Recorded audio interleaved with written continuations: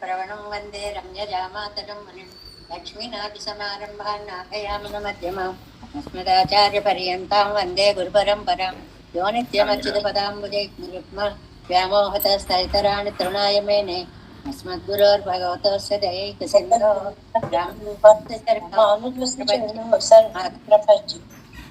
భూతికి సర్వం యదేవ నియమేన మదన్వయానాం ఆద్యస్య న కులపతే అల్పఫలాభిరామం శ్రీమత్తదంగ్రీగణం ప్రణమామి మోద్నా భూతం సరస్య మదాహ్వయ భట్టనాథ శ్రీ భక్తిసార కులశేఖర యోగి వాహన్ భక్తాంగిర్యాణి పరకాలయతేంద్రమిశ్రాన్ శ్రీమత్పరాంకుశమనిం ప్రణతోస్మి నిత్యం నాదం పంకజనేత్ర రామయమునా వాస్తవ్యమాలాధరాన్ యోగీంద్రం కురుకేశ చంద్రజలదిన్ గోవింద కురాదిపౌ నట్టార్యన్నిగమాంత జగదాచార్యో వందే మాధవ పద్మనాభ సుమన కోలేశ దేవాదిపాన్ నమో వేదాంత వేద్యాయ జగన్మంగళహేతవే యస్య వా అమృతాసార పూరితం భువనత్రయం వేదాంత వేద్యామృతవారిరాసేః వేదార్థ సారామృతపూరమగ్ర్యం ఆదాయ వర్షంతమహం ప్రపద్యే కారుణ్యపూర్ణం కల్వైరిదాసం శ్రీమత్కృష్ణ సమాహ్వాయ నమో యామున సౌనవే యత్కటాక్షణలక్ష్యాణాం సులభ శ్రీధర సదా శ్రీకృష్ణ పాదాబ్జే నమామి శిరసా సదా యత్ప్రసాద ప్రభావేన సర్వసిద్ధిరభోన్మమ లోకాచార్యాయ గురవే కృష్ణ పాదస్య సోనవే సంసార భోగి సందష్ట జీవ జీవాతవే నమః హృద్యర్థసారజనకం స్మృతి బాలమిత్రం పద్మోల్లసద్భగవదంగరి పురాణ బంధం జ్ఞానాదిరాజమభయప్రదరాజపుత్రం అస్మద్గురుం పరమకారుణికం నమామి ద్రావిడామ్నాయ హృదయం గురు పర్వక్రమాగతం రమ్య జామాతృదేవేన దర్శితం కృష్ణ సోనున సుందర జామాతృమునే ప్రపద్యే చరణాంబుజం సంసారార్ణవ సమ్మగ్న జంతు సంతారపోతకం నమోస్తు దేవరాజాయ చతుర్గ్రామ నివాసినే రామానుజార్య దాసస్య సుతాయ గుణశాలినే నమ శ్రీశైలనాథాయ కుంతీ నగర జన్మనే ప్రసాదలబ్ధ పరమ ప్రాప్య కైంకర్యశాలినే శ్రీశైలేశ దయాపాత్రం దీభక్త్యాది గుణార్ణవం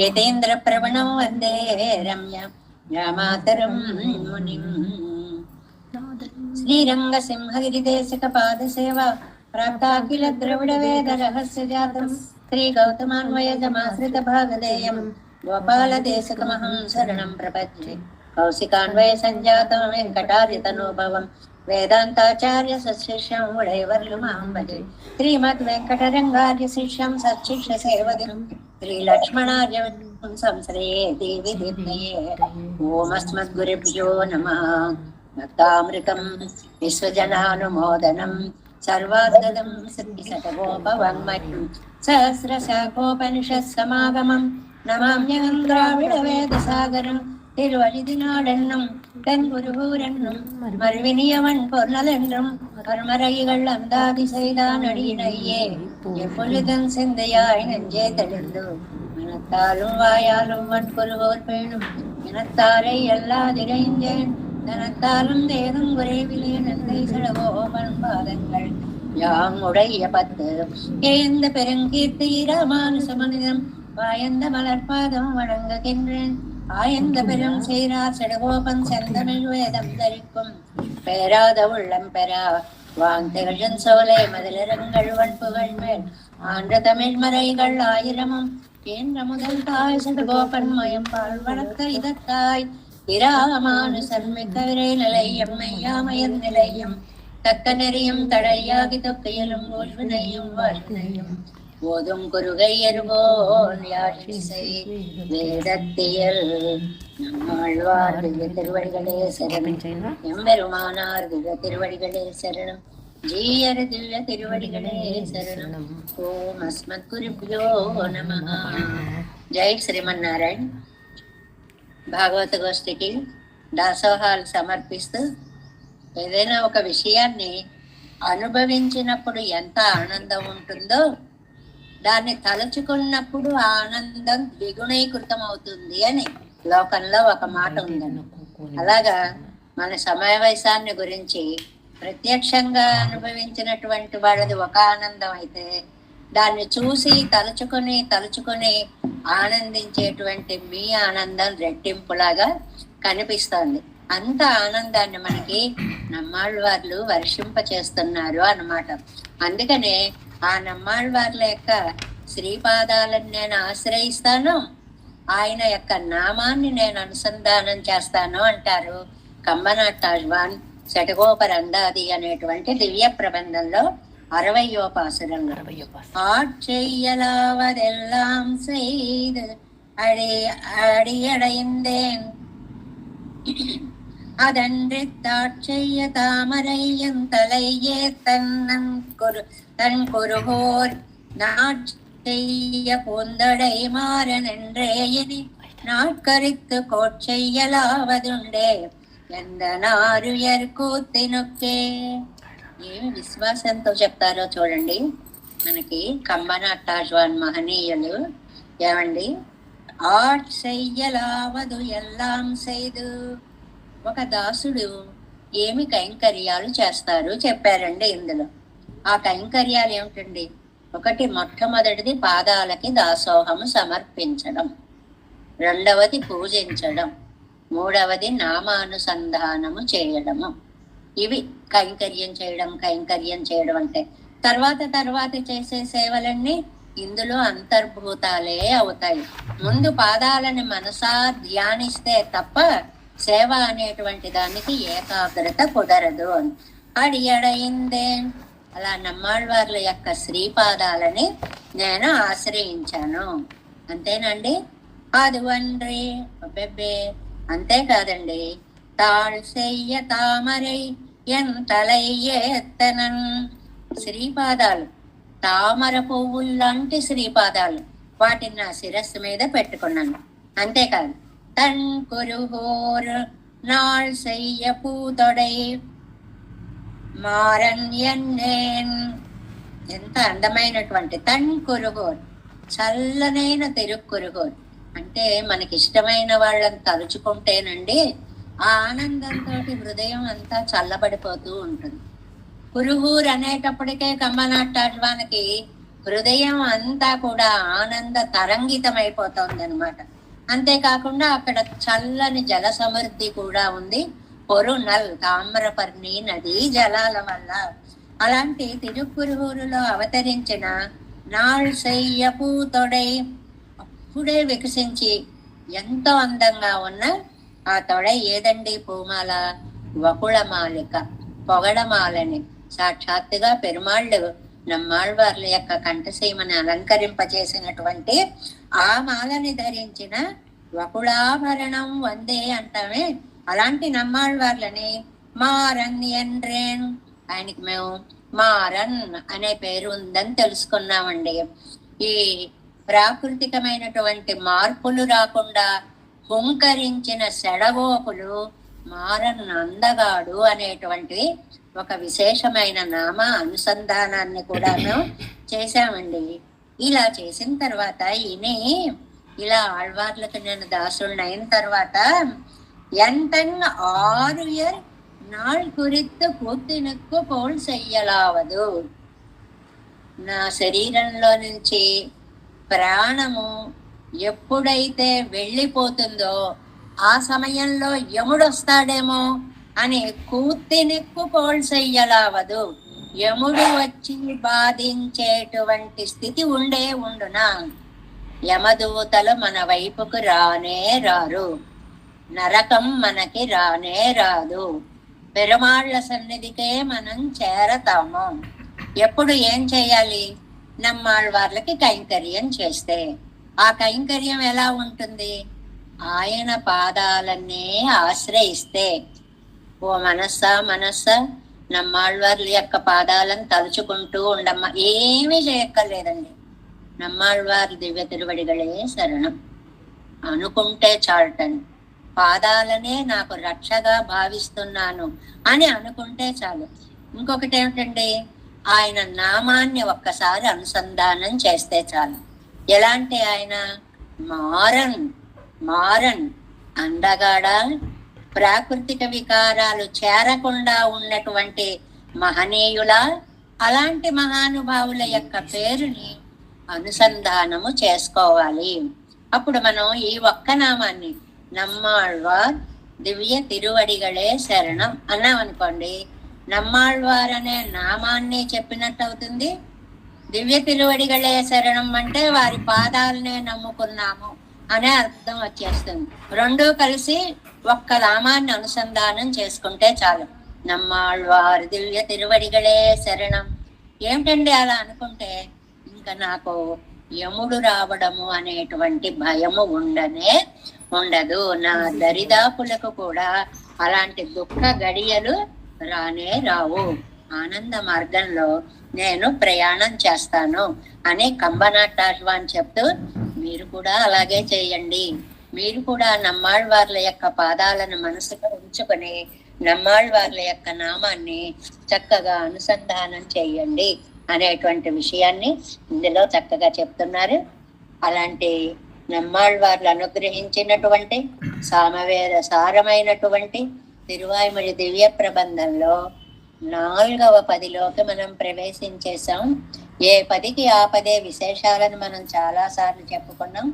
1వ పదిలో పరత్వాన్ని చెప్పారు, 2వ పదిలో కారణత్వాన్ని చెప్పారు, 3వ పదిలో వ్యాపకత్వాన్ని చెప్పారు. ఇప్పుడు 4వ పదిలో నియంతృత్వాన్ని చెప్తున్నారు. అంటే ఆయన సర్వపాలన సామర్థ్యము కలిగిన మహానుభావుడు, ఈశన్ పరిపాలనా సామర్థ్యము కల మహనీయుడు అని చెప్తున్నారు. ఇంకా చాలా అందమైనటువంటి భావాలతోటి మనకి 4వ పదంతా ఏవి ఏవి అస్థిరమైనవి అనేటువంటి దాన్ని సుమారుగా మనకి 8 దాకా చెప్పారండి. 8 పాసురాల దాకా చెప్పారు. ఐశ్వర్యం అనేటువంటిది స్థిరమైనటువంటిది కాదు. ఆ ఐశ్వర్యంలో అన్నపానాదులు అనేవి స్థిరమైనవి కాదు. ఆ ఐశ్వర్యంలో నువ్వు ఏదో భోగాల్లో ఉన్నాను అనుకుంటున్నావు. పదవులు అవేవి కూడా నీకు శాశ్వతమైనటువంటివి కావు అనేటువంటి విషయాన్ని చెప్తున్నారు. ఇవాళ మనం 9వ పాసురంలో ప్రవేశిస్తున్నామండి. 9వ పాసురాన్ని ముందుగా అనుసంధానం చేసుకుని వ్యాఖ్యానంలోకి వెళదాం. పడి మన్ను పల్కలన్ పట్రోడు అరుత్తు ஐம்புலன் வென்று செடுமண்ணு காயம் செற்றார்களும் ஆங்கு அவனை இல்லார் குடிமண்ணும் என் சுவர்க்கம் எய்தியும் மேழ்வர்கள் மேழ்வில்லை கொடிமண்ணு பொள்ளுடை అన్నల్ కడల్గల్ కురుగుమను. 4వ పదంలో కోడి మన్ను పుల్లుడై అన్నల్ అని ఒక పదం ప్రయోగించారు చూడండి. గరుత్మంతుని ధ్వజముగా కలిగినటువంటి స్వామి యొక్క కడల్గల్ పాదములను కురుగుమను. మీరు ధ్యానించండి, సేవించండి, అనుసంధానం చేయండి. అంటే ఈ పాసురంలో గరుడధ్వజుడైన శ్రీమన్నారాయణుని యొక్క వైభవాన్ని మనకు చాలా స్పష్టంగా అందిస్తున్నారు. అని ముందుగా ప్రతిపదార్థాన్ని చూద్దాం. మన్ను పడి పల్కలన్ పత్తోడు అరుత్తు. ఎప్పటి నుంచో స్థిరంగా ఉండి పరంపరగా మనకి సంప్రాప్తమయ్యే సంపదలు ఉన్నాయండి. అంటే తాత తండ్రుల నుంచి వారసత్వంగా వచ్చేటువంటి సంపదలు అనుకోండి. అవి భూమి అవ్వచ్చు, పల్కలన్ ఆభరణాలు అవ్వచ్చు, పత్తోడు అరుత్తు వాటి మీద మమకారాన్ని సమూలంగా విదిలిపెట్టాలి. ఐంబులన్ వెన్ను అది మొదటి పాయింట్ అండి. సమూలంగా నీకు కోరికలు పోవాలి. రెండవది పంచేంద్రియాలని జయించాలి. ఐంపులన్ వెన్ను పంచేంద్రియాలని జయించాలి. బాబోయ్, ఈ ఇంద్రియాలు ఎంత భయంకరమైనవంటే ప్రపంచంలోకి లాగేస్తూ ఉంటాయి. వీటిని అంతర్ముఖీనం చేసుకోవడం అనేది అంత తేలికైనటువంటి పని కాదు. అలాగా అంతర్ముఖీనం చేసుకోవడం కోసం తపస్సు చేసినటువంటి వాళ్ళు ఉన్నారండి. వాళ్ళు సెడిమన్నుకాయం నిన్న చెప్పుకున్నాం మనం. ఒక వాల్మీకి లాగా తపస్సు చేస్తే ఒంటి మీద పుట్టలు పట్టేసి దాని మీద చెట్లు వదిలే చెట్లు చాలా దట్టంగా పెరిగేసి సెత్తారుగళం అంత కష్టపడి బొటనవేలి మీద నిలబడి పంచాగ్ని మధ్యంలో యుద్ధం చేసిన తపస్సు చేసినా కూడా కుడి మన్నం ఇన్సువర్గం యైదయం సరే చాలా కష్టపడి స్వర్గాన్ని పొందారు అనుకుందాం. అంగు అక్కడి నుండి అవనై ఎల్లార్ ఆ పెరుమాళ్ళని గనక ఆశ్రయించకపోతే, అంటే నువ్వు భూలోకంలో ఉన్న స్వర్గలోకంలో ఉన్న నువ్వు అనేది ఉన్నంత కాలం పరమాత్మ ధ్యానం అనేది ఉండాలి. ఇవి రెండిటికి అవినాభావ సంబంధము, లేకపోతే అది ప్రాణము లేని శరీరము వంటిది. అందువల్ల మీళ ఇల్లార్ పెరుమాళ్ళని ధ్యానించకపోతే మీళర్గల్ మరలిపోతారు, అంటే మళ్ళీ సంసారంలో పడిపోతూ ఉంటాము. కొడిమన్ను పుళ్ళుడై, కొడి అంటే ధ్వజమన్ను, ఆ ధ్వజం మీద చక్కగా వేంచేసి ఉన్నాడు ఎవరండి? పుళ్ళుడై, పక్షులకన్నిటికీ నాయకుడైనటువంటి గరుత్మంతుడు. ఆయన్ని వాహనంగా కలిగిన, ఆయన్ని ధ్వజంగా కలిగిన అన్నల్ కడల్గల్ సర్వేశ్వరుడి యొక్క శ్రీపాదాలని కురుగుమెన్ ఆశ్రయించండి, మేళ్ వెళ్ళై నాశనము లేదు. ఇందాక మిగిలిన వాళ్ళని ఆశ్రయిస్తే మేళర్గల్ మళ్ళీకి వచ్చి ఈ భూమి మీద పడతారు. పెరుమాళ్ళని ఆశ్రయిస్తే మేళ్ వెళ్ళై మళ్ళీ వెనక్కి రావడం అనేటువంటిది లేదు. నచ పునరావర్తతే, మళ్ళీ రావడం అనేటువంటిది లేనే లేదు అని. అంటే అన్ని భోగాలు వదిలిపెట్టి మీద చెట్లు మొలిచేలా తపస్సు చేసి స్వర్గాదులకు పోయినా కూడా భగవత్ కటాక్షం ఉండి ఆయన్ని తలుచుకుంటేనే ఆ స్వర్గ ఫలాల్లో సుఖం నీకు లభిస్తుంది. స్థిరంగా ఉండేటువంటి గరుడధ్వజుని యొక్క పాదాలు ఆశ్రయించావంటే ఇహలోక సుఖాలు పొందుతావు, నువ్వు పరలోక సుఖాలను కూడా పొందుతావు అని అంటున్నారు. వ్యాఖ్యానాన్ని చూద్దాం. 9వ పార్ట్ 26వ పేజీ అండి. ఎట్టు పాఠాలే ఐగిక భోగం అస్థిరమెంద్రార్. ఎంత క్లియర్ గా ఉంటారో, చెప్పుకోవడంలో లోపం ఉండాలే తప్ప వారు తెలియచేయడంలో లోపం ఉండదు. ఇంతకు ముందు చెప్పుకున్నాము 8 పాసురాలు. 8 పాసురాల చేత భోగము అస్థిరము అని చెప్పారు. ఆ భోగాలు లౌకిక భోగాలు అవ్వచ్చు, స్వర్గలోక సుఖాలు కావచ్చు, ఏవైనా సరే అస్థిరమే అని మనకి చెప్పడానికి, మనలో ఆ విత్తనం నాటడానికి 8 పాసురాలు చెప్పారు. మనం ఏదైనా ఒక విత్తనం భూమిలో నాటుతాం అనుకోండి, తవ్వుతాం, భూమిని చాలా జాలుగా వారుగా చేస్తాము. ఆ చేసిన తర్వాత లోపలికి ఆ విత్తనాన్ని పెడతాము. అందులో మళ్ళీ కాసిన నీరు పోస్తాం. ఆ చుట్టూ మళ్ళీ మట్టి పేరుస్తాం. అది స్థిరంగా ఉందా లేదా చూస్తాం.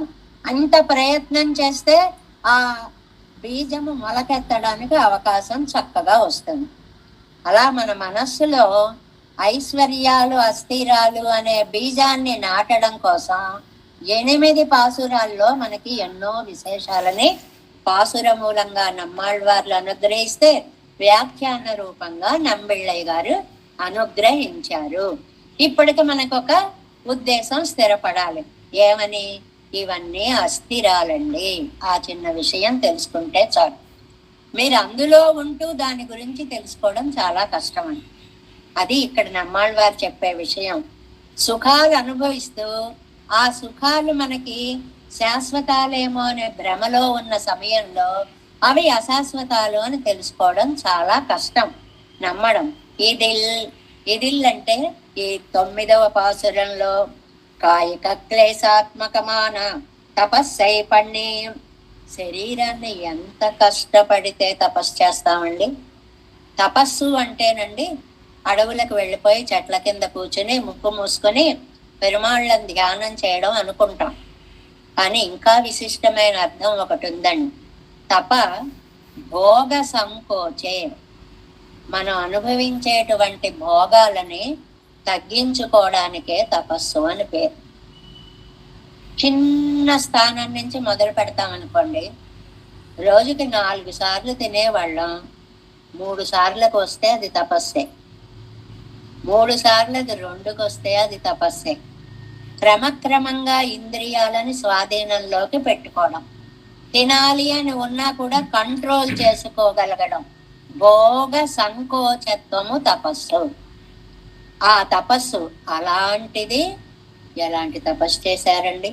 అడవులకు వెళ్ళిపోయారా? పంచాగ్ని మధ్యాల్లో నిలబడ్డారా? సూర్యుడి కేసు చూసారా?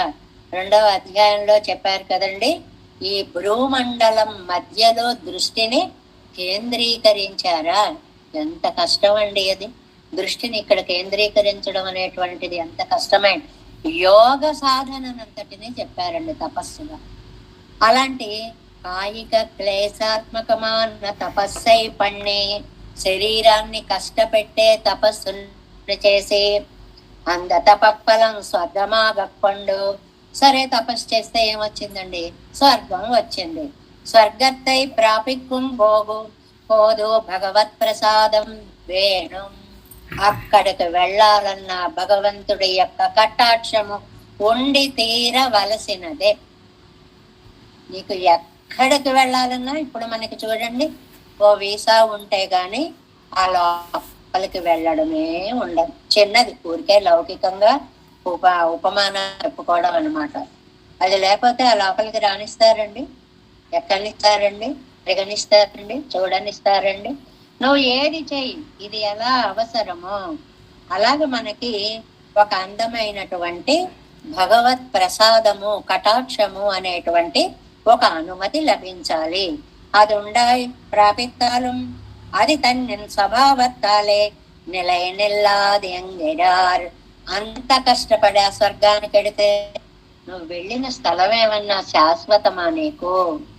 దీన్ని పూర్తిగా పోలిక సరిపోదు గాని ఏదో పెడతాం, కొంతకాలం ఉంటాం, 6 నెలలు ఇస్తాడు అనుకోండి పర్మిషన్, అయిపోగానే ఎట్టి పరిస్థితిలో వచ్చి తీరవలసినదే. మరి మొత్తం అక్కడే సిటిజన్షిప్ పొందేసి అక్కడే ఉండేలా పొందితే అక్కడే బ్రతకంతా అంటే అది మోక్ష సాధనగా మనం ఊరికే చిన్న లౌకిక ఉదాహరణ తప్ప ఇది కరెక్ట్ గా పూర్తిగా సరిపోదు. కానీ అక్కడే ఉండిపోవాలి అంటే దానికి తగ్గ ఏర్పాట్లు మనం చేసుకోవాలి. ఏమిటి దానికి తగ్గ ఏర్పాటు? పెరుమాళ్ళ యొక్క కరుణ కటాక్షము అనేటువంటి అనుమతి పత్రం మన దగ్గర ఉండాలి. పడి ఇవన్ తపస్సులే అన్వయుక్కం బోధు,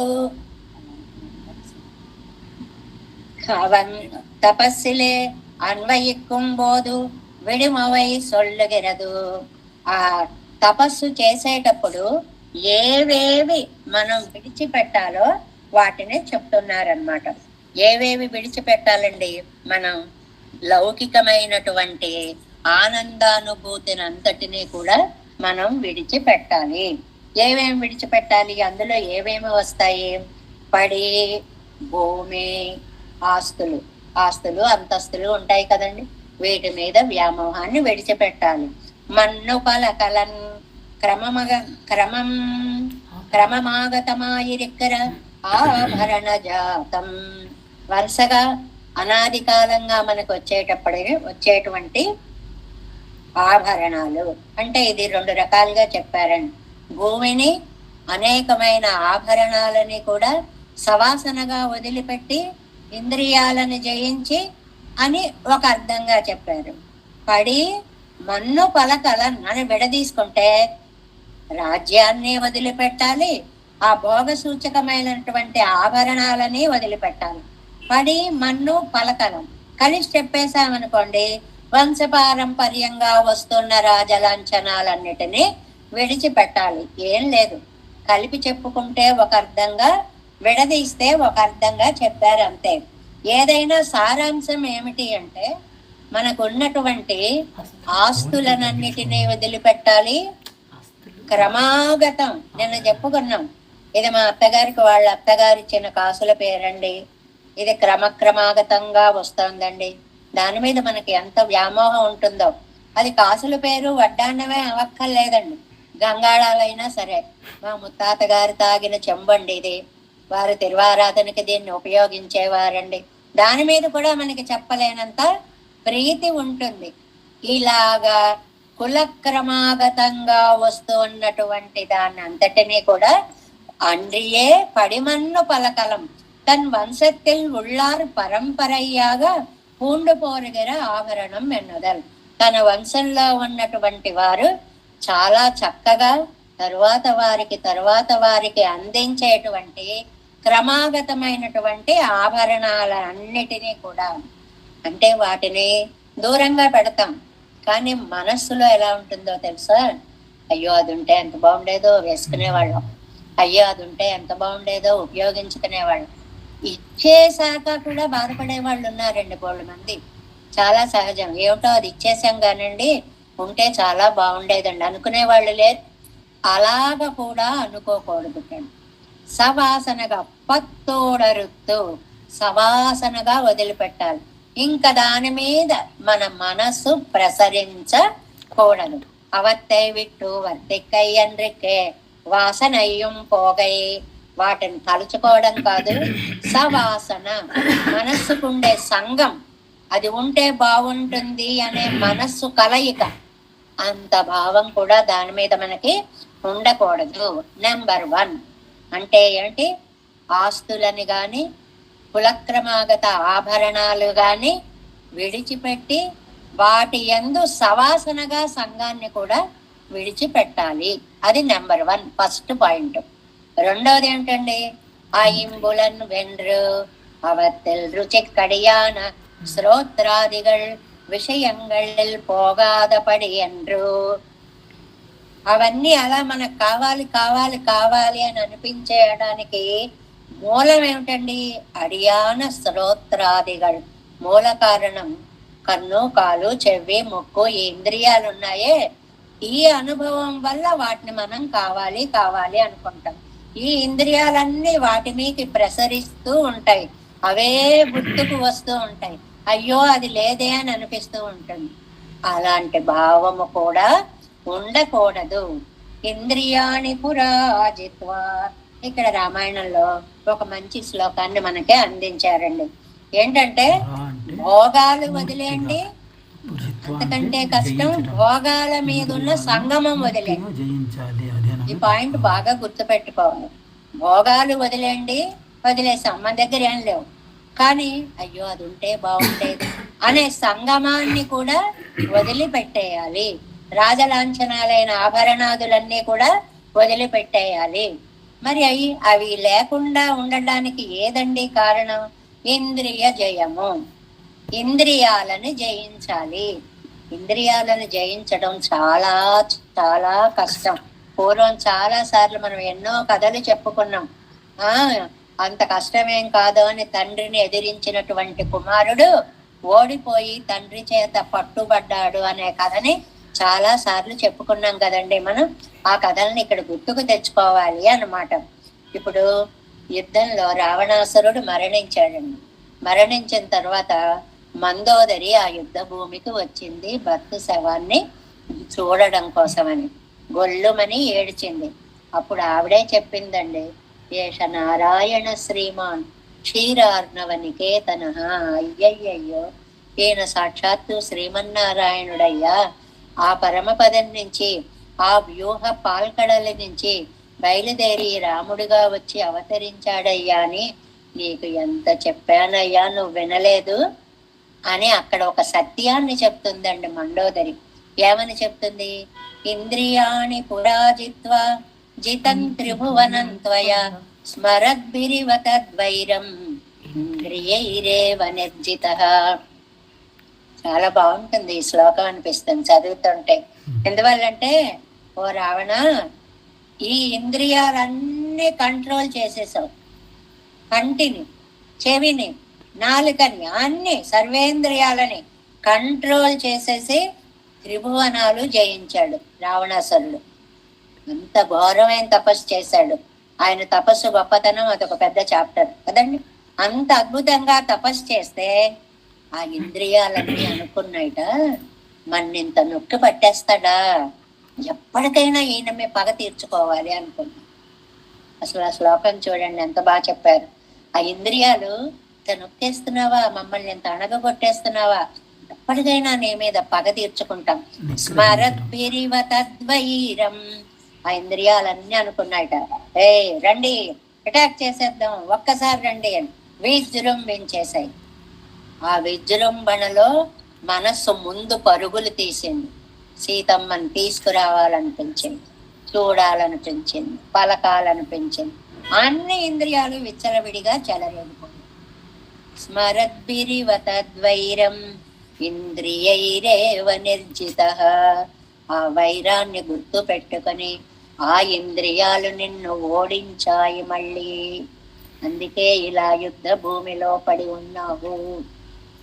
చాలా చక్కటి శ్లోకం అండి, చాలా చక్కటి శ్లోకం.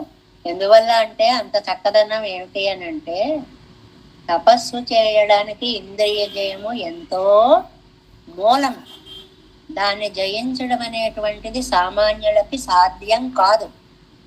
అలా చేసిన వాడు రావణాసురుడు అని మందోదరి స్వయంగా చెప్పినటువంటి శ్లోకం.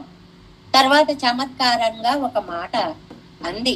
ఆవిడ యొక్క ఆలోచన విధానంలో, దుఃఖ ప్రకటనలో రకరకాల మాటలు వస్తాయి కదండి. నువ్వు అక్కడికి వెళ్లకుండా ఉంటే బతికేవాడివేమో, నువ్వు ఈ పని చెయ్యకుండా ఉంటే బతికేవాడివేమో, ఆవిడ్ని తీసుకురాకుండా ఉంటే బతికేవాడివేమో, ఇలా అనుకుంటాం కదండి. ఆ వాక్య ప్రకటన స్మరద్భిరివ తద్వైరం. ఆ కక్షని ఇంద్రియాలన్నీ గుర్తు పెట్టుకుని నిన్ను ఓడించి పాడేశాయి ఇవాళ యుద్ధ భూమిలో. ఎందువల్లంటే తపస్సు చేసేటప్పుడు ఇంద్రియాలను ఎంత కష్టపెడతారో. బొటన వేలి మీద దేహం నిలబడ్డం అంటే ఎంత కష్టం ఉండదు. కాలి బొటన వేలి మీద దేహం నిలబెట్టడం అంటే ఎంత ప్రయత్నపూర్వకమైనటువంటి యోగ స్థితితోటి ఆ దేహాన్నంతటినీ తేలిక పరుచుకుని కాలి మీద నిలబెట్టే శక్తికి తీసుకురావాలి యోగం. ఒక్కొక్క ఆసనంలో ఒక్కొక్క ఇంద్రియాన్ని అలాగ నొక్కి కంట్రోల్ చేసి దాని మీద తన విజయాన్ని సాధించవలసి వస్తుంది. అలా చేసావు, అవన్నీ నీ మీద కక్ష పెట్టుకున్నాయా స్వామి, ఇలా అయిపోయావు అంటుందన్నమాట. అంటే అంత గొప్ప తపస్సు చేసినా సరే భగవద్ధ్యానము లేకపోతే ఫలితము ఉండదు. ముఖ్యార్థం అది అన్నమాట. ఎలాగా? ఇంద్రియాణి పురాజిత్వా செடிமன்று காயம் செத்தார்களும் தபசுக்காக நெடுங்காலம் ఓరో ఆసనంగళిలే ఇరుందాల్. తపస్సు ఫలించడం కోసం చాలా కాలం ఒక్కొక్క ఆసనంలో ఉండి చెలియామయ్యాలే ఉడంబిలే తూరు మండుంబడి. అది కదలిక లేకపోవడం వల్ల, ఒక శిలా సదృశంగా దేహాన్ని పెట్టడం వల్ల పాములు కాదు, చీమలు కాదు, జంతువులు కాదు, పాకేవి ఏవైనా సరే ఓహో ఇది కూడా ఒక స్తంభమేమో అన్నట్లుగా అన్నీ కలిసి చీమలు పుట్టలు పెట్టేశాయి, పాములు దూరిపోయాయి, మట్టి మీద చెట్లు మలిచిపోయాయి. అమ్మో ఎంత భయంకరమైన తపస్సు. శరీరத்தை ఒరుత్తు తపస్సు పండినవర్గళం. అలా శరీరాన్ని బాధపెట్టి తపస్సు చేసిన వాళ్ళు కూడా நெடியார்கத்தை முன்னென்று பின்தாழந்தறியாது இளங்கிரி என்னெண்ணே பிரியாது పొంగొడెక్కల్ వైగుం ఎన్న కడవదిరే. చాలా అందమైనటువంటి ఊరేసుల యొక్క పాసురం అనుకోండి. ఏమి ఎంత తపస్సులు చేసినా ఏమి చేసినా ఒక్కటే చెప్తున్నారండి, మీరు ఎన్ని పనులు చెయ్యండి, ఇంట్లో ఎన్ని సుఖానుభవాలు పెట్టుకోండి, ఫ్యాన్లు పెట్టుకోండి, ఏసీలు పెట్టుకోండి, గ్రైండర్లు పెట్టుకోండి, లేదు ఇంకా ఇంకా అధునాతనంగా వచ్చే సౌకర్యాలన్నీ పెట్టుకోండి, ఫోన్ కనెక్షన్ లేదే మీకు ఏవి పని చెయ్యవు. ఈ మనస్సు ఎప్పుడు పెరుమాళ్లలో లగ్నమై ఉండాలి. ఆ కనెక్షన్ ఉంటేనే నువ్వు దేన్నైనా సాధించగలుగుతావు. ఎన్నక్కడవదిరే అంగవనై ఇల్లాల్ అవన్ ప్రసాదం ఎల్లయ్యావిల్ తానే సిద్ధియాదు. ఆ భగవంతుడి కటాక్షం అనేటువంటి ఆ అనుసంధానం లేకపోతే నీకు ఒక్కటి కూడా ఫలించదు. అంత అవసరం. నువ్వు ఏ పని చేస్తున్నా పెరుమాళ దయ ఉండాలి అనుకో. నువ్వు ఏ పని మొదలెట్టినా, అందుకే మన వాళ్ళండి భగవన్నామాన్ని చెప్పుకుంటూ చెయ్యి ఏ పనైనా అంటారు. చివరికి తినేది కూడా ముందు దేవుడికి పెట్టినట్లుగా ఒకసారి ఇలా అనుకుని తినమంటారు, పళ్ళకద్దుకుని. అప్పుడు అది ఏమవుతుంది, మనకి సాదం ప్రసాదం అవుతుంది, అందులో ఉండే దోషాలు పోతాయి. ఇలాంటివన్నీ ఏ పని చేయి, తిను తాగు పానీయంబుల కుడుచుచున్. ప్రహ్లాదుడి గురించి మనకి భాగవత పద్యాలు చెప్పే, తాగినా సరే, తిన్నా సరే, ఆడినా సరే, పాడినా సరే భగవద్ అనుసంధానం మాత్రం మరిచిపోకో. అవన్ ప్రసాదం ఉండాయి పెద్దదాగిల్ కుడిమన్ను మిన్ సువర్గం ఎయిదియం. ఇది పుమాళ్ పత్తువదే ఎన్ను భట్టర్. నీకు ఐశ్వర్యం కావాలన్నా ఆయన దయ వల్లే, కైవల్యం కావాలన్నా ఆయన దయ వల్లే, భగవల్లాభం కావాలన్నా ఆయన దయ వల్లే. అంటే ఐశ్వర్య కైవల్య పురుషార్థాలు ఏది కావాలన్నా ఉపాయం పెరుమాళ్ళు మాత్రమే అనేది గుర్తు పెట్టుకోండి. అంటే లౌకిక సుఖాలు ఆయన దయ వల్లే వస్తాయి, పరలోక సుఖాలు ఆయన వల్లే వస్తాయి, మోక్షానుభవ ఆనందము ఆయన వల్లే వస్తుంది. మనకి పల్లాండులో చెప్పినా ఎక్కడ చెప్పినా ఈ 3 రకాల వాళ్ళని చెప్పారు కదండి.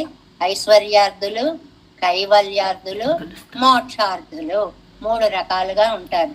ఇక్కడ ఉన్నంత కాలం మనం ఆనందంగా ఉండాలి, తర్వాత స్వర్గలోక సుఖాలు అనుభవించాలి, ఇదే కొంతమంది కోరిక కాదు. మాకు మోక్షానందమే కావాలి. ఈ 3 నీకు ఏది కావాలన్నా భగవత్పాదాలనే నువ్వు నమ్ముకోవాలి. వాళ్ళ కమ్మనాట పాసురంలో భావం కూడా ఆయన శ్రీచరణాలని నమ్ముకొని ఉన్నాను అనేది చాలా చక్కగా సరిపోతుంది అన్నమాట. అలా గనక చేస్తే కుడినెరుకత్తయ్యుడైతాయ్ భట్టర్ వారు అన్నట్టండి, ఏది కావాలన్నా నీకు పెరుమాళ్ళ అనుసంధానమే తప్పదు అని భట్టర్ వారు కూడా ఐశ్వర్య కైవల్య భగవల్లాభాదులకంతటికి పెరుమాళ్లే ఉపాయము అనే మాటను చెప్పాడు. కొడి నెరుకత్తయ్యుడైతాయ్ నరకాద్ వ్యావృత్తమాన ఇనమయ్యై ఉడైతాన స్వర్గత్తై ప్రాపితాలం. నువ్వు స్వర్గానికి వెళ్ళాలనుకుంటున్నావు, ఆ స్వర్గం ఏమన్నా శాశ్వతం అనుకుంటున్నావా? అది నరకం కంటే బాగుంటుంది. నరకత్తిల్ నరక వ్యావృత్తమాన ఇనమై, నరకంలో పొందేటువంటి బాధల కంటే వ్యతిరేకమైన సుఖాలు స్వర్గంలో ఉంటాయి నిజమే, కానీ అవి నీకు శాశ్వతాలు కావు. మేళ్వర్గల్ పుణ్యక్షయం పిరందవారే. మేళ్వర్ అంటే టప్ మనం మళ్ళీ భూమి పడాల్సిందే, కింద పడాల్సిందే. అదే మోక్షం అయితే నా చ పునరావర్తతే, మళ్ళీ రాదు. అదే స్వర్గం అయితే అకౌంట్ ఎప్పుడైపోతే అప్పుడు, పుణ్యం అకౌంట్ ఎప్పుడైపోతే అప్పుడు టప్ మని క్షీణే పుణ్యే మత్స్యలోకం విశంతి, వచ్చి ఈ భూమి మీద పడాల్సిందే. ధ్వంసమళ్ళు తళ్ళు వరగలిరే. ధ్వంసం అనేటువంటిది అంటే పాపము క్షయము, పుణ్యము క్షయము, రెండిటిని నశింప చేసుకుంటే తప్ప మోక్షము అనేటువంటిది మనకి రాదు. నీకు కనపడే స్వర్గ సుఖాలు పుణ్యాన్ని ఒక భోగానికి కారణంగా అవి ఉన్నప్పటికీ అవి అనుభవించేటప్పటికే అయిపోతాయి, మళ్ళీ నీకు తిరిగి రాక తప్పదు. మేళ్ వెళ్ళై అంగనురు మీడ్చి ఇల్లై.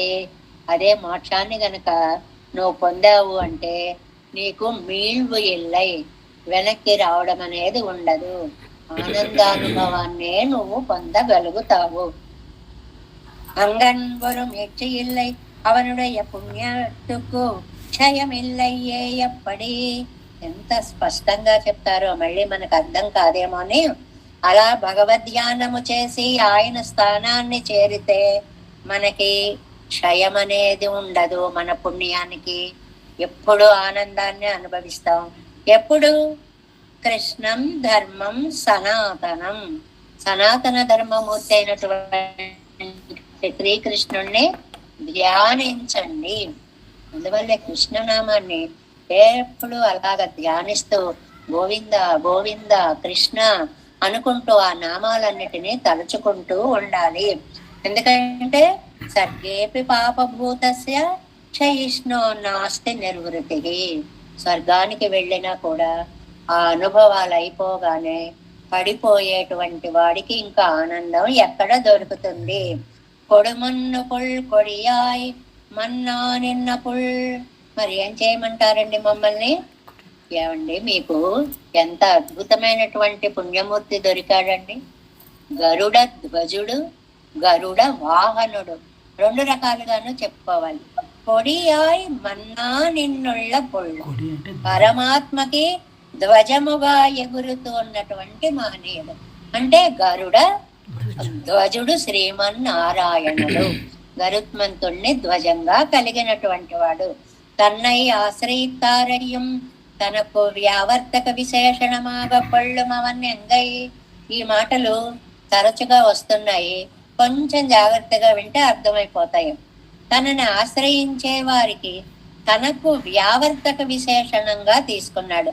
వ్యావర్తక విశేషణం అంటేనండి చాలా స్పెషల్ గా ఉండేటువంటి ఒక గుర్తు అన్నమాట. శ్రీమన్నారాయణుడికి అలాంటి గుర్తు ఏమిటండి? శ్రీయపతిత్వము, లక్ష్మీపతిత్వము, అది ఒక గుర్తండి. రెండవ గుర్తు ఏమిటండి? విశాల నేత్రుడు, పంగయ కണ്ണన్. అలాంటి కళ్ళు ఇంకెవరికి ఉండవు అనేటువంటిది. ఇప్పుడు ఈ పాసురంలో ఏం చెప్తున్నారు? తనని ఆశ్రయించిన వారికి తనకు వ్యావర్తక విశేషణం, వెరీ స్పెషల్ గా చెప్పేటువంటి విశేషణం ఏమిటండి? గరుడ ధ్వజుడు. ఇంకా ఎవరికి లేవివి. మిగిలిన వాళ్ళు ఎవరైనా ఏ దేవతలైనా ఎక్కడైనా పెట్టుకోగలిగారేమో చూడండి. మొత్తం పురాణ వాంగ్మయంలో ఆయనే శ్రీయపతి, ఆయనే పుండరీక దళ అమల ఆయత ఈక్షణుడు, ఆయనే గరుడ ధ్వజుడు, ఆయనే గరుడ వాహనుడు. அவன் தன்னை வியாவர்த்தக விசேஷணமாக கொள்ள வேண்டுவானன் అల్లాదారిల్ కాటిల్ ఎన్నిల్. మిగిలిన వారి కంటే ఒక గుర్తు అది ఉందా? అయితే శ్రీమన్నారాయణుడే అనేంత గుర్తు ఆయన ఈ గరుత్మంతుడికి ఆ స్థానాన్ని ఇచ్చాడండి. ఎక్కడ గరుడ ధ్వజం ఎగురుతూ ఉంటుందో అక్కడ శ్రీమన్నారాయణుడు వస్తున్నాడు అని అర్థం. ఎక్కడ గరుడ వాహనం వస్తూ ఉంటుందో అది శ్రీమన్నారాయణుని వాహనము అని అర్థం. ఎక్కడ లక్ష్మీదేవి మెలమెలా మెరుస్తూ ఉంటుందో అది శ్రీయపతి అయినటువంటి నారాయణ స్వరూపము అని అర్థం. వీటిని ఏమంటారండి? వ్యావర్తక విశేషణాలు అంటారు. పదం కొంచెం పెద్దగా ఉంది కానీ మిగిలిన లోకాన్ని నుంచి విడదీసి చాలా ప్రత్యేకంగా ఆయనకే చెప్పే విశేషణాలని వ్యావర్తక విశేషణాలు అంటారు. అంటే మనం అర్థాన్ని చెప్పుకుంటూ వెళ్ళిపోవడంతో పాటు చిన్న చిన్న పదాలను కూడా పరిచయం చేసుకుంటూ వెళుతున్నాం. కాబట్టి ఈ పాసురంలో వ్యాఖ్యానంలో వ్యావర్తక విశేషణం అనేటువంటి దాన్ని మనము తెలుసుకుంటున్నాము అన్నమాట. అల్లాదారిల్ కాటిల్ అవనుడయ్య మోక్కువలియం అవన్ పక్కల్ పక్షపాతమం మదుక్కడి. ఎందుకండి గరుత్మంతుణ్ణి వాహనంగా చేసుకున్నాడు, ధ్వజంగా చేసుకున్నాడు అంటే అవనుడయ్య మోక్కువలియం, ఆ ముక్కుకి ఉండేటువంటి బలం. ఆ మధ్య మనం చెప్పుకున్నాం కదా ఒక పాసుర వ్యాఖ్యానంలో ముక్కు మీద అందమైనటువంటి ఓ మచ్చని కూడా పెట్టుకొని కనపడినటువంటి వాడిని ఎంత వేగంగా పరిగెడతాడండి. రెక్కల యొక్క బలం ఎంత గొప్పదండి. ముక్కు బలము, రెక్కల బలము ఆయన స్పెషల్ క్వాలిటీస్ అన్నమాట. ఈ రెండు బలాలు నిగమశర్మోపాఖ్యానం అని పాండురంగ మహాత్యంలో తెనాలి రామకృష్ణుడు అంటాడండి. ఆయన జీవుణ్ణి ఇలా తీసుకువెడుతూ ఉన్నట్ట పైకి. ఆ వెడుతుంటేట ఉత్తాల ఫణిబు గరుత్తాల వృంతానిలా చాంతగర్మాంబువయ్యే. నేను ఎలా ఎగురుతున్నాడో పద్యాల గణాలు కూడా అలా రాశారండి తెనాలి రామకృష్ణుడు. ఉత్తాల ఫణిబు గరుత్తాల వృంతానిలా చాంత, అలా పద్యం అంతా చాలా అందంగా ఉంటుంది. అంటే అంత బలంగా ఈ జీవుణ్ణి చక్కగా తీసుకుని ఆ పెరుమాళ్ల సన్నిధిని చేర్చడంలో అక్కడ ఆ కథలో చెప్పినటువంటి విశేషణం అన్నమాట అది. అవన్ పక్కల్ పక్షపాతము అదుక్కడి, అదుక్కు అడి. దానికి కారణం ఏమిటంటే 2 కారణాలు. మూక్కు వలియం పక్షపాతము, ముక్కుకి ఉన్న బలము, రెక్కలకి ఉన్న బలము. ఈ 2 బలాలతోటి శ్రీమన్నారాయణుని యొక్క కైంకర్యంలో చాలా ఏకాగ్రతగా ఉంటాడు ఆ గరుత్మంతుడు. పొళ్ళుడై ఎన్నల్ శ్రీయప్పతి ఎన్ను మాపోలే, లక్ష్మీపతి అని ఒక గుర్తు చెప్పినట్లుగా ఈశ్వరనుకు నిరూపకమిరే యవన్. ఈ శ్రీమన్నారాయణుడు అని చెప్పడానికి గరుడధ్వజుడు అన్న మాట కూడా అలాగ ప్రత్యేకమైనటువంటి విశేషణం. గరుడధ్వజుడు అనగానే ఇంకా మీరు ఆలోచించక్కర్లేదు ఎవరు వస్తున్నారు. సాక్షాత్తు శ్రీమన్నారాయణుడే వస్తున్నాడు అని అర్థం. అన్నల్, ఆ పదం చూడండి. అన్నల్ అంటే శేషి, నిన్న కూడా చెప్పుకున్నాం. శేషి భావం. జీవాత్మ శేషం, పరమాత్మ శేషి. అంటే మనము ఆయనకి చెందిన వారము. ఆయన మనని యథేచ్ఛ వినియోగార్హము, ఎలా కావస్తే అలాగా వాడుకోగలడు అండంకన్నమాట. అలాంటి కడల్గల్ కురుగుమెనో ఆయన పాదాలు ధ్యానించండి. ఉంగళ సంసారం కడల్ అవన్ కడల్గళై కురుగుంగోళ్.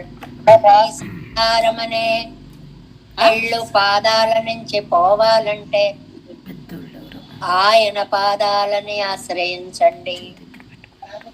మన పాదాలకి సంకెళ్ళు పోవాలి అంటే ఆయన పాదాలని మనం ఆశ్రయించాలి. తిరునారణంతాళ్ కాలంబర చెందొత్తే మనం ఎన్నారు మొదల్ పాటిలే కంత ఎక్కడికక్కడ రికార్డు అనమాట గుర్తు చేస్తూ ఉంటారు. తిరునారాయణుని యొక్క పాదాలని సదా ధ్యానిస్తూ ఉండండి అని 1వ పాసురంలో చెప్పారు కదా.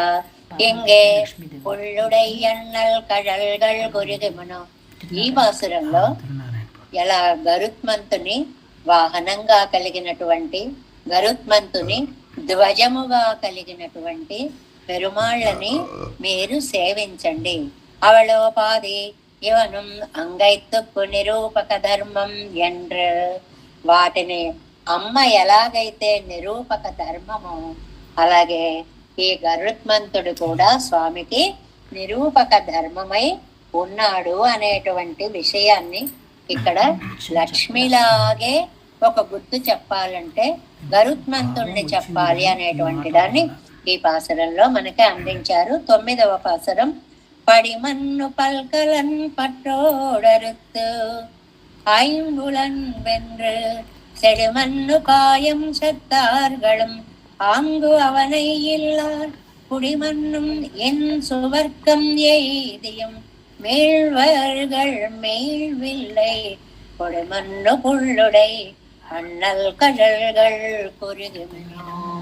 10వ பாசரம்.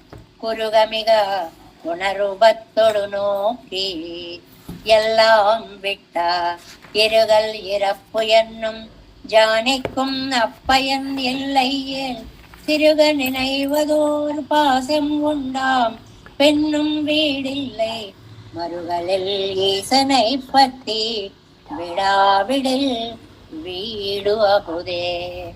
విడావిడల్ వీడు అహుదే. చాలా అందమైనటువంటి సారాంశాన్ని చివరి పదంలో అందించారండి. ఏమిటి అంటే విడావిడల్ వీడు అహుదే. నువ్వు శరీరాన్ని విడిచిపెట్టకపోతే నీకు కైవల్య రూపమైనటువంటిది కూడా రాదు. అహుదే వీడు భగవత్ కైంకర్యమే నీకు మోక్షము. ఈ చిన్న పదాన్ని గుర్తుపెట్టుకుంటే చాలు. అహుదే వీడు భగవత్ కైంకర్యమే నీకు పురుషార్థము. అంటే భూలోకంలో ఉండే సంపదలు శాశ్వతం కాదన్నారు 4-5 పాసురాల్లో. స్వర్గంలో సుఖాలు శాశ్వతం కాదన్నారు 8 పాసురాల వరకు. పోన్లండి, అవన్నీ వదిలేస్తాము. ఆత్మానుభవం పురుషార్థం కదండి. మా ఆత్మను మేము అనుసంధానం చేసుకుంటూ ఉంటాం అనే వాళ్ళని కైవల్యార్థులు అంటారండి. కేవల ఆత్మానుభవాన్ని యాచించే వారిని కైవల్యార్థులు అంటారు. ఇది ఏమండి, అది మంచిది కాదా? అది ఐశ్వర్యం కంటే స్వర్గాదుల కంటే గొప్పదే కావచ్చు, ఆ రెండిటి కంటే గొప్పదే కావచ్చు. కానీ తర్వాత చెప్పే భగవద్ అనుభవంతో పోలిస్తే ఇది చాలా తక్కువ. ఇక్కడ 4 చెప్పారండి. ఐశ్వర్యం, స్వర్గాదులు, కైవల్యం, పరమ పదం 4 చెప్పారు. ఐశ్వర్యం శాశ్వతం కాదు, స్వర్గాదులు శాశ్వతం కాదు.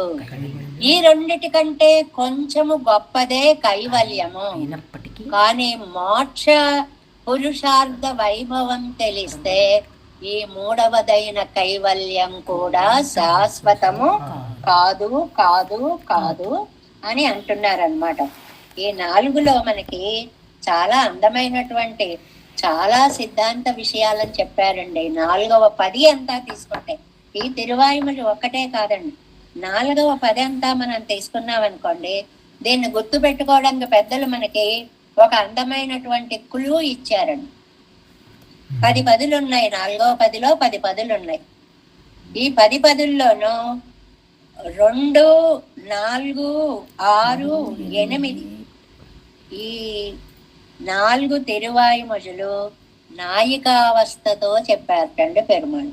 2, 4, 6, 8 గుర్తు పెట్టుకోవడం తేలిక మనకి, అందుకోసం ఆ నెంబర్లలో ఇచ్చారేమో. 2, 4, 6, 8 నాయికావస్థతో చెప్పారని. ఇంకా మిగిలినవి ఏమిటి? 1, 3, 5, 7, 9, 10 ఇది పుంభావంతో చెప్పారండి.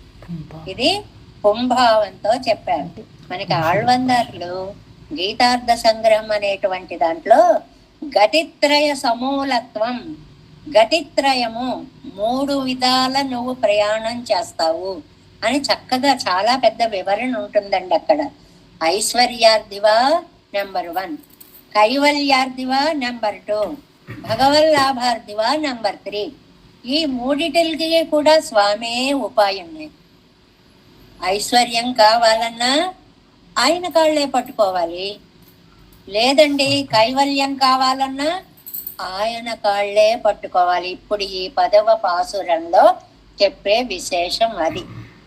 కైవల్యము ఐశ్వర్యం కంటే స్వర్గం కంటే గొప్పదే కావచ్చు, కానీ పెరుమాళ్లతో పోల్చినప్పుడు కైవల్యం కూడా అతి చిన్నది. ఈ వాక్యం బాగా అర్థమైతే చాలండి. 4గిట్లలో ఐశ్వర్యం, స్వర్గ సుఖం అంటే పరలోక సుఖం, కైవల్యం, మోక్షం 4 ఉన్నాయి. నిజమైన మోక్షం 4వది ఆనందం, అది నిజమైన ఆనందం. ఈ ఐశ్వర్యం అస్థిరం, ఈ పరలోక సుఖాలు అస్థిరాలు. ఏమండి, ఇలాగా కైవల్యం అస్థిరం కాదు కదండి, అది స్థిరమైనదే కదండి. అక్కడి నుంచి మనం కింద పడం కదండి, కరెక్టే. కానీ దీని తర్వాత ఉండే పెరుమాళ్ళ యొక్క పురుషార్థ లాభాన్ని గనక నువ్వు తెలుసుకున్నావు అని అంటే ఇది ఎంత చిన్నదో నీకు అర్థం అవుతుంది. మనకి ఏదైనా గొప్పది తెలియనంత వరకు మనం అనుభవించేవే గొప్పవి అని అనుకుంటాం. అంతకంటే అత్యద్భుతమైనటువంటి ఆనందాన్ని పొందినప్పుడు ఇది ఎంత సామాన్యమైనదో మనకి తెలుస్తుంది. కాబట్టి కైవల్యం అనేటువంటిది మిగిలిన 2 కంటే గొప్పదే కావచ్చు. ఏ 2 కంటే? ఐశ్వర్యం కంటే, స్వర్గాది సుఖాల కంటే. కానీ పరమాత్మానుభవం వచ్చినప్పుడు మాత్రం ఆ ఆనందం ముందు ఈ కైవల్యానందము ఎక్కువ కాదు, అల్పం అల్పం అల్పం. ఈ వాక్యాన్ని వ్యాఖ్యానంలో మనకి చాలా చక్కగా చెప్పారండి. ఎక్కడెక్కడ చెప్పారండి? ఏదో మళ్ళీ మొదటి గడితే వేడమున్ మొత్తములో చెప్పారండి. సొన్నాలు విరోధం అసైవ్య సేవ చెయ్యకు అని చెప్పారండి. పొరునాయకమాయిలో ఇక్కడ చెప్పారండి. తర్వాత కొండపెండేరులో అక్కడ చెప్తారండి. ఇవన్నీ పరోపదేశాలే. ఈ పరోపదేశాల్లో మకుటాయమానమైనది ఏమిటి అంటే పరమాత్మానుభవ ఆనందం తెలిసినప్పుడు ఐశ్వర్యము, స్వర్గము అల్పము, కైవల్యం కూడా పరమాత్మానుభవం ముందు తక్కువదే. ఈ విశేషాన్ని నువ్వు తెలుసుకోగలుగుతావు అనేటువంటి దాన్ని ఆళ్వార్ గీతార్థ సంగ్రహంలో గతిత్రయ సమూలత్వం అనేటువంటి ఆ పదానికి ఈ 10లో ఈ పాసురాలన్నీ కూడా మనకి ఉపయోగిస్తాయి, మనకి ఒక మార్గాన్ని చూపిస్తాయి, మనకి ఒక జ్ఞానాన్ని అందిస్తాయి, మన్ని తరింపచేస్తాయి అనడంలో ఏమాత్రం అనుమానం లేదు అన్నమాట. అంటే కానీ వాటన్నిటికీ ఎందుకండి అంత కష్టం ఉంది అని అంటే, ఒకటి ఇంద్రియాల మీద సుఖభోగాలు మీద కాంక్ష ఉండకూడదు, రెండోది అవి విడిచిపెట్టేసిన దాని మీద సంఘం కూడా ఉండకూడదు, మూడోది అంతిమ స్మృతి పెట్టాలి, నాలుగవది అప్పుడు ఆత్మ మీద నీ దృష్టి పడుతుంది, ఐదవది పరమాత్మానుభవం పొందితే ఇది ఎంత తక్కువో నీకు తెలుస్తుంది. స్టెప్ బై స్టెప్ లాగా ఒక్కొక్కటే చెప్పుకుంటూ వెళ్ళారు అన్నమాట. అంటే ఒకదానికొకటి లింక్ ఉందండి. అన్నీ వద్దనుకోవడం ఒక మొట్టమొదటి పాయింట్ అయితే, దాని మీకు మనస్సు వెళ్లకుండా అంతర్ముఖీనం చేసుకోవడం ఎంత కష్టం అండి. అది అశాశ్వతం అని తెలిసినా కూడా అది వద్దనుకోవడం ఎంత కష్టం అండి. దీన్ని ఏమంటారు? విషయాంతర నివృత్తి అంటారు. పెద్ద పదంగా చెప్పుకోవాలంటే విషయ అంతరాలు, మనం అనుభవించేటువంటి ఇంద్రియ సుఖాలు, వాటి నుంచి నివృత్తి, వెనక్కి మనస్సుని తెచ్చుకోవాలి. తెచ్చుకుని ఏం చేయాలి? ఈ ఆత్మని తెలుసుకోవాలి. ఆత్మని తెలుసుకోవడం ఏం తేలిక కాదండి. కైవల్యం అనేదేవి అంత ఈజీ కాదు. ఆత్మని తెలుసుకోవాలంటే దేంతో తెలుసుకోవాలి? ఆత్మతోటే తెలుసుకోవాలి. అది సాధ్యమేనా? ఒక కన్ను ఉందండి, కన్నుతో ఇది మంచం, ఇది కుర్చీ, ఇది వస్తువు, ఇది ఏదో అని తెలుసుకుంటున్నాం. కన్నుతో కంటిని చూడగలమండి? మన కన్నుతో మన కంటిని చూడగలమా? మన ఆత్మతో మన ఆత్మానుభవాన్ని అలాగా పొందలేము అని అంటున్నారు. ఇది చాలా తార్కికమైనటువంటి ఆలోచన కలిగినటువంటి పాసురంగా చెప్తారు. ఈ 10వ పాసురాన్ని కైవల్యం కూడా త్యాజ్యమే అని చెప్పేటువంటి పాసురం అన్నమాట. ముందుగా పాసురాన్ని అనుసంధానం చేసుకుందాం. కురుగమిగా ఉణరువత్తొడు నోక్కి எல்லாம் விட்ட இருகல் இறப்பு என்னும் ஞானிக்கும் அப்பயன் இல்லை ஏன் சிறுக நினைவதோரு பாசம் உண்டாம் பெண்ணும் வீடில்லை மறுகளில் ஈசனை பற்றே విడావిడల్ వీడు అహుదే. ఈ పాసరంలో ముఖ్యమైన పదాలు వీడు అహుదే. అహుదే వీడు. ఏది నిజమైన మోక్షమో తెలుసా? అదే నిజమైన మోక్షము. ఏది అదే నిజమైన మోక్షము? ఇంకా ఏమేమి చేస్తే మోక్షాన్ని తెలుసుకుంటామో అవన్నీ పైనుంచి చెప్పుకుంటూ పాసురంలో వచ్చి అది నిజమైన మోక్షానందము. అది ఏది నిజమైనటువంటి మోక్షానందము అనేటువంటి విషయాన్ని మనము రేపు వ్యాఖ్యానంలో తెలుసుకునేటువంటి ప్రయత్నం చేద్దాం. దేవేశం కోలనాదం నతహిత మనసం పద్మనాభం రమేశం లోకార్యం కృష్ణయుగ్మేన చ నిగమ శిరో యోగి భట్టారకౌ చ గోవిందం పూరనాదేన చ సహకురు దేశేందు సింధుం యతీంద్రం మాలాదృత్యామునాభ్యో మమ హృది నిదదే రామ పద్మాసనాద తిరువరుణ్మాల్ సేనై முதலி நடகோபன் நாதமுனி சீருய்ய கொண்டார் மணக்கால் நம்பி சென்றாமாள வந்தார் குருமாலாதரர் குருகை பிரார்த்து அம்பாமி திராசர் கோவிந்தர் பூரே சர்வட்டரு வேதாந்த முனி இரு கண்ணர் கம்புரையனும் பிள்ளை இவர் ஈடளித்தற்கே எந்த மாதவர் பற்பனாவர் இவர் அருளாளர் திருவடி ஒன்றே தேவ பெருமாள் கை கொண்டருளம் திருமலையாழ்வார் பதங்கள் என் உள் சேரந்தனவே. நமோஸ்து தேவராஜாய சதுர்கிராம நிவாசினே రామానుజార్య దాసస్య సుతాయ గుణశాలినే నమః శ్రీశైలనాథాయ కుంతీనగర జన్మనే ప్రసాదలబ్ధ పరమప్రాప్య కైంకర్యశాలినే శ్రీశైలేశ దయాపాత్రం దీభక్త్యాది గుణార్ణవం యతీంద్ర ప్రవణం వందే రమ్య జామాతరం మునిం வாழி திருவாய்மொழி பிள்ளை மாதக வாழ்வாழும் மணவாள மாமுனிவன் வாழி அவன் மாறும் திருவாய்மொழி பருளை மாலினத்தோர் தேரும்படி புரைக்கும் சேர் ஸ்ரீரங்க சிம்ஹகிரி தேசிக பாத சேவா प्राप्ताखिल द्रविड वेद रहस्य जातम श्री गौतमान्वयजमाश्रित भावदेयं गोपाल देशिकमहं शरणं प्रपद्ये कौशिकान्वय संजातं वेंकटार्य तनोभवं वेदांताचार्य सत्शिष्यं उडयवर्लुमहं भजे श्रीमद्वेंकटरंगार्य शिष्यं सत्शिष्य सेवतिं श्रीलक्ष्मणार्य विबुधं संश्रये धीविदित्तये। ओम अस्मद्गुरुभ्यो नमः। जय श्रीमन्नारायण।